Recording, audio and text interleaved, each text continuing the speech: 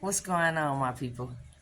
You know, bright and early, 7 in the morning. I'm up, and I was thinking, let's unravel some of the layers of the corruption and conspiracy in Merced, California. This is what I see. Okay, I went to go file papers in Merced for some of the harassment that I was dealing with at a building that I rented.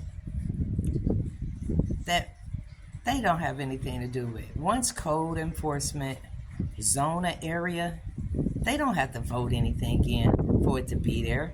That's against your constitutional rights.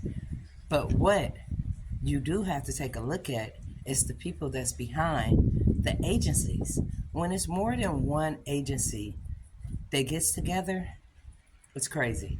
So I go down to Merced County to go file papers on a lady from Select Property Management for the harassment that I was enduring from the first week that I moved into this building. What they thought was they was going to be able to take advantage of me and take my money and treat me badly. I have never been into financing my oppressor. So when I go downtown to go file paperwork, this lady refused to take my paperwork, which is against my constitutional rights. So I let it go. I went back a second time. They refused to take the court papers again. So I asked the lady, "Are you sure you want to continue to violate my constitutional rights? Because I will be outside your building protesting." So she got a little nervous and she took my paperwork and she put it under review. As my paperwork was sitting there for the 2 days under review, she went and told the people what was in my paperwork. So the lady at Select Property addressed everything that I had in my complaint. And then she gives me back a sticky note and tell me to send it to the grand jury. So I'm like, okay, no problem. But the day that they did that was on September 26, 2025. They allowed Select Property Management and RK Group is the people that I supposedly quote unquote rent from, um, to file paperwork against me over facts. But they didn't have their paperwork filled out right. Nothing about it. They didn't even serve me right. But I responded anyway because I wanted to see just how far the corruption goes. So when I did that, the lady from code enforcement was behind the counter when we went back to do our counterclaim.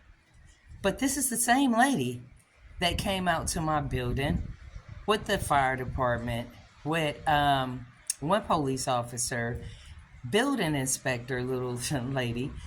Um, and so she was trying to convince me that this building was not compliant to be rented. But yet, I doubt if Coldwell bankers would put their life or their business on the line to be opened up for a suit for a building that people can occupy. Two, I had an electrical problem. I doubt if the electrical company put their business at risk without pulling the right permits. That's the second thing that I was just scratching my head about. The third thing is when I went back up here, and y'all know when they came by my building, they were trying to convince me that it wasn't compliant. So I told them, okay, no problem. I had a couple of people come over and look at it, and we're going to fix that because I have a court date coming up, but it's not in Merced because due to geographical area, whenever a business is located somewhere else and they market to you, you are able to file paperwork in wherever that business does business. So I filed paperwork somewhere else for Merced won't be able to manipulate the court proceedings. So I told the people, no problem.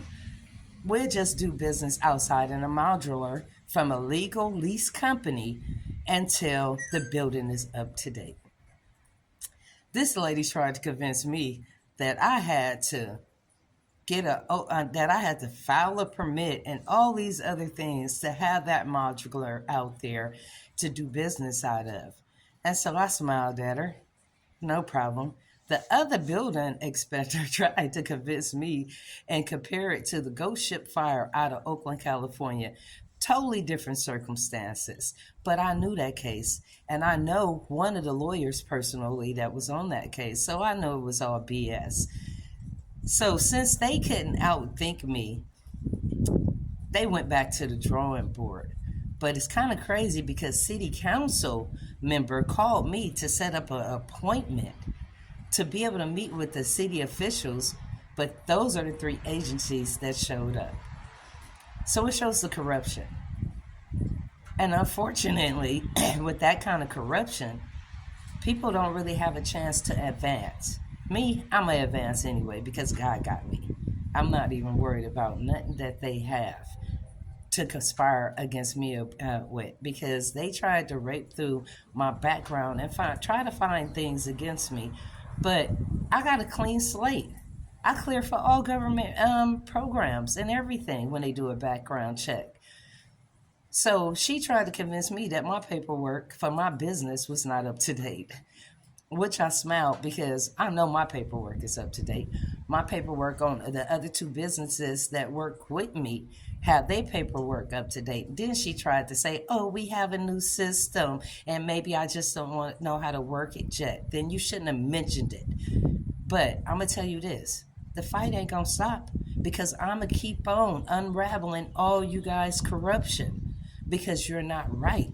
And you need to be right by the people. And for a group of people to go above and beyond and continue to violate other people's constitutional rights is not okay. Like I keep on telling everybody, they would rather keep you down on your luck and keep you where you homeless, for they can make money off of you and fondle and steal money from the people from these grants that they're getting, instead of seeing people advance and be able to take care of themselves and their families. But what you guys need to do is get together and start exposing the corruption. Keep a camera in their face. Keep documentation. Keep dating times. Get together and do a class action suit. And then that's where your change will start coming in. Now, when it comes to me, I was made for this. God knows who to use at what particular time to make a change. I'm not going nowhere. We gonna